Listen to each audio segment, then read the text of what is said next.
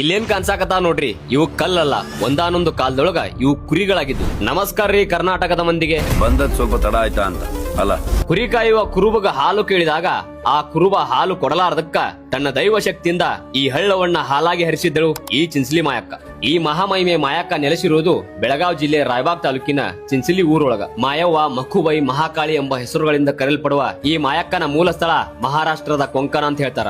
ಈ ಊರೊಳಗ ಕೀಲ ಮತ್ತು ಕಟ ಅನ್ನುವ ಇಬ್ಬರು ರಾಕ್ಷಸರು ಇಲ್ಲಿನ ಮಂದಿಗೆ ಬಹಳ ಉಪದ್ರ ಕೊಡಕತ್ತಿದ್ರು. ಅವರನ್ನ ಸಂಹಾರ ಮಾಡಕ ಕೊಂಕಣದಿಂದ ಬಂದು ಚಿಂಚಲಿ ಒಳಗ ನೆಲೆಸ್ಥಳ ಮಾಯಕ್ಕ. ಪಾರ್ವತಿ ದೇವಿಯ ಅವತಾರ ಆಗಿರುವ ಮಾಯಕ್ಕನ ದರ್ಶನ ತೊಳಕ ಮಹಾರಾಷ್ಟ್ರ ಹಾಗೂ ಕರ್ನಾಟಕದಿಂದ ಲಕ್ಷಾಂತರ ಸಂಖ್ಯೆ ಒಳಗ ಭಕ್ತರು ದಿನಂಪ್ರತಿ ಆಗಮಿಸ್ತಾರ. ಭಾರತ ಹುಣ್ಣಿಮೆ ಒಳಗ ಚಿಂಚಲಿ ಮಾಯಕ್ಕನ ಜಾತ್ರೆ ಸುಮಾರು 1 ತಿಂಗಳ ಕಾಲ ವಿಜೃಂಭಣೆಯಿಂದ ನಡೀತೈತಿ. ತಾಯಿಯ ಜಾತ್ರೆ ಒಳಗ ಇಡೀ ಊರಿಗೂರ ಭಂಡಾರಮಯವಾಗಿರ್ತೈತಿ. ಕುರುಬ ಸಮುದಾಯದ ಮಂದಿಗೆ ಈ ಚಿಂಚಲಿ ಪುಣ್ಯಕ್ಷೇತ್ರ. ಹಂಗಂತೇಳಿ ಇಲ್ಲಿ ಕುರುಬರು ಅಷ್ಟ ಅಲ್ಲ, ಎಲ್ಲಾ ಜಾತಿಯ ಭಕ್ತರು ಬರ್ತಾರ. ಮಾಯಕ್ಕಾಗ ದೀಪ ಬೆಳಗಿ ಭಕ್ತಿಯಿಂದ ಕೈ ಮುಗಿದ್ರ ಬೇಡಿಕೊಂಡಿದ್ದೆಲ್ಲ ಈಡೇರ್ತೈತಿ ಅನ್ನೋದು ಇಲ್ಲಿಗೆ ಬರುವ ಭಕ್ತರ ನಂಬಿಕೆ. ತನ್ನ ಪವಾಡದ ಮೂಲಕ ಹಳ್ಳದ ನೀರನ್ನ ಹಾಲಾಗಿಸಿದ್ರಿಂದ ಈ ಹಳ್ಳವನ್ನ ಈಗ ಹಾಲಳ್ಳ ಅಂತೇಳಿ ಕರೀತಾರ. ಒಂದು ದಿನ ಮಾಯಕ್ಕ ಕುರಿ ಕಾಯುವ ಕುರುಬಗ ಉನ್ನಿ ಕೇಳಿದ್ರಂತ.